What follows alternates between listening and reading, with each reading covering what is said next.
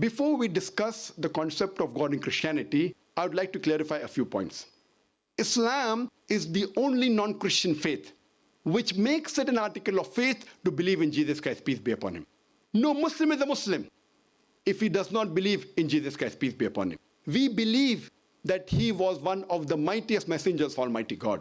We believe he was the Messiah, translated Christ. We believe that he was born miraculously without any male intervention, which many modern day Christians today do not believe. We believe that he gave life to the dead with God's permission. We believe he healed those born blind and lepers with God's permission. The Christians and the Muslims, we are going together. One may ask, then where is the parting of ways?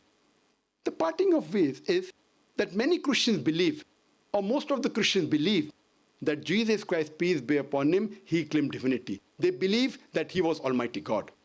In fact, if you read the Bible, there is not a single unequivocal statement. There is not a single unambiguous statement in the complete Bible where Jesus Christ, peace be upon him, himself says that I am God, or where he says worship me. In fact, if you read the Bible, it's mentioned in the Gospel of John, chapter number 14, verse number 28. Jesus Christ, peace be upon him, said, my Father is greater than I. Gospel of John, chapter number 10, verse number 29, my Father is greater than all.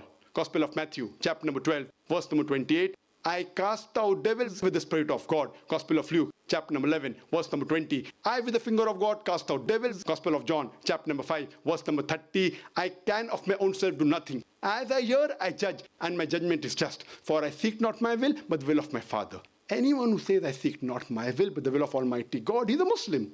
As I mentioned, Muslim means a person who submits his will to God. And Jesus Christ, peace be upon him, said, not my will, but the will of Almighty God. So in Arabic, we say he's Muslim. Therefore, we say Jesus Christ, peace be upon him, was one of the mightiest messengers of Almighty God. And he further clarified in the Gospel of John, chapter number 14, verse number 24, he said that the words that you hear are not mine, but my Father's who has sent me.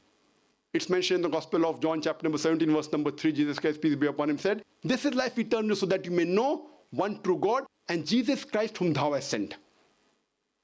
It's clearly mentioned in the book of Acts, chapter number 2, verse number 22. It says, ye men of Israel, listen to this. Jesus of Nazareth, a man approved of God amongst you by wonders and miracles and signs, which God did by him, and you are witness to it.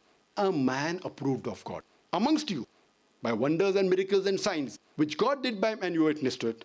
And when Jesus Christ, peace be upon him, was asked, that which is the first of the commandments, he repeated verbatim what was said by Moses, peace be upon him, earlier.